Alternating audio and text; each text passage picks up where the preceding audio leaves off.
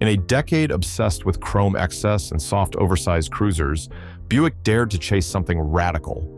It set out to create a new kind of American luxury coupe defined by crisp lines, hidden headlights, and a stance inspired more by Europe than Detroit.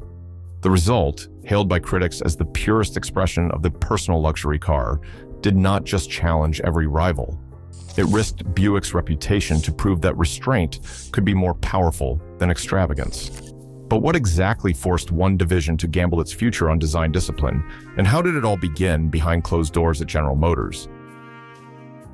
Inside General Motors, the early 1960s brought a sense of urgency.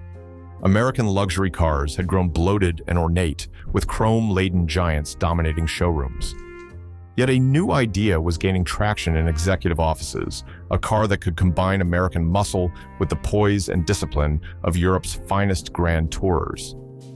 Bill Mitchell, General Motors' influential vice president of styling, saw the opening. He believed the future belonged to a different kind of luxury, one that favored crisp lines over excess and driving pleasure over pure isolation. Mitchell's vision took shape as the XP 715 project, a concept that would eventually become the Riviera. He assigned chief designer Ned Nichols to translate this philosophy into steel and glass. The plan was bold: create a standalone model, not just a rebadged variant from Buick's full-size line. This meant new proportions, a lower and wider stance, and a price tag that would challenge buyers to see Buick in a new light. The project faced resistance. Cadillac, flush with sales, saw no need for another halo coupe. Oldsmobile and Pontiac wanted changes that would dilute the purity of the design. Buick, however, was hungry. Sales had slipped, and the division needed a statement car, something to restore its prestige. Ed Rollert, Buick general manager, pushed hard for the XP 715, arguing it could attract a more sophisticated buyer. The decision fell to the General Motors Executive Committee. Each division was given 60 days to present a full plan, including engineering, marketing, and budget. Buick's pitch won. The Riviera would be built as a true original, a car that stood apart from the rest of the General Motors lineup. Mitchell sent a note to Rollert, insisting the finished product be a cross between a Ferrari and a Rolls-Royce. The gamble was set. Buick's future now hinged on a coupe that broke every rule of American luxury. Ned Nichols stood before the XP 715 clay model, a vision in sharp angles and clean surfaces. The body was drawn tight, with a long, unbroken shoulder line running from the nose to the tail. Instead of the heavy chrome and fussy shapes that filled American showrooms, the Riviera's sides were almost sculpted, creased just enough to catch the light, but never to distract from the silhouette. The roofline sat low and formal, only a little more than 53 inches high, giving the car a poised, almost European presence. Frameless side glass and a thin pillar emphasized the airy, modern look. Up front, the grille became a signature. Nichols and his team shaped it as a bold, horizontal element, but with a discipline that kept ornamentation in check.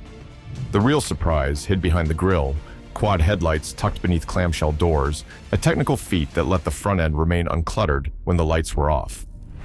This concealed lamp idea, rare in American cars at the time, was nearly lost to cost-cutting, but designers fought to keep it, believing it was essential to the car's identity.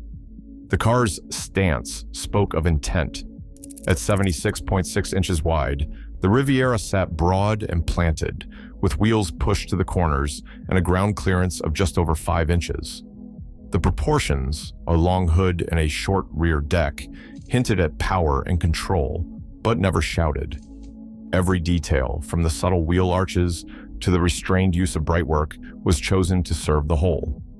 In the XP 715, Nichols delivered more than a show car. He set the blueprint for a new kind of American luxury where beauty came from balance and restraint. Under the Riviera's sculpted hood, Buick installed the 401 cubic inch nailhead V8, a powerhouse tuned for real-world grand touring. This engine produced 325 horsepower at 4,400 RPM and a commanding 445 pound-feet of torque at just 2,800 RPM.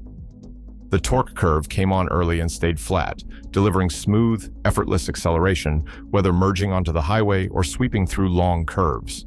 For drivers seeking even more, a limited-run 425 cubic inch version became available late in the model year.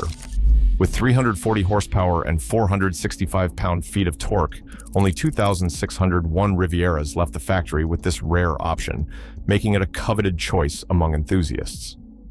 Power met the road through Buick's twin-turbine automatic, a 3-speed transmission with a variable stator for seamless shifts and continuous power delivery. This setup favored silkiness over abrupt gear changes, matching the car's luxury intent. Suspension geometry was carefully tuned, lighter than Buick's full-size sedans, with a 117-inch wheelbase and wide track for stability. The result was a coupe that absorbed rough pavement yet stayed composed in fast corners, proving that the Riviera's athletic shape was more than just a promise. Here, engineering delivered the poise and refinement that set the car apart from its rivals.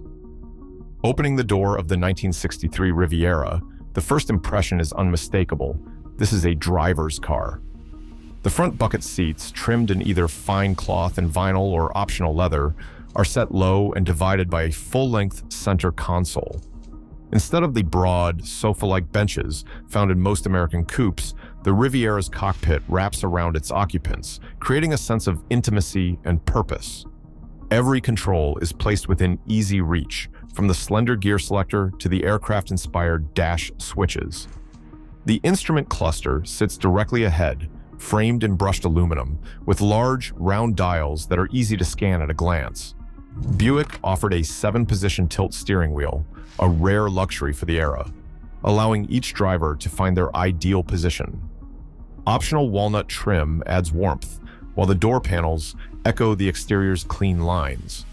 Even the sight lines were engineered for clarity, with a low cowl and slim roof pillars, giving a commanding view of the road. The cabin feels crafted for those who appreciate both comfort and control, an environment where every detail serves the experience behind the wheel. At launch, the Riviera carried a base price of $4,333, positioning it above most domestic coupes and even rivaling some European imports. Buick's leadership knew this was a risk. The division had capped first-year production around 40,000 units, wary of flooding showrooms with a car that might not find its audience. But demand quickly outpaced even these cautious projections. By the end of the model year, 37,971 Rivieras had left the factory. Nearly every car built found a buyer. Dealers reported waiting lists, and the car's presence in showrooms drew in a new kind of customer, one willing to pay a premium for style and substance rather than sheer size. Contemporary reviews captured the impact. Road and Track praised the Riviera for its styling, cohesion, and balance, noting how it combined American power with European poise. Motor Trend highlighted the car's sparkling all-around performance, while owners raved about the effortless acceleration and confident handling. The press consensus was clear. Buick had delivered not just a new model, but a new definition of American luxury.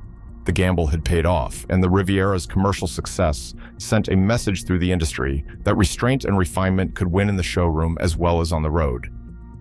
The Riviera's impact on the automotive world extended far beyond its first model year.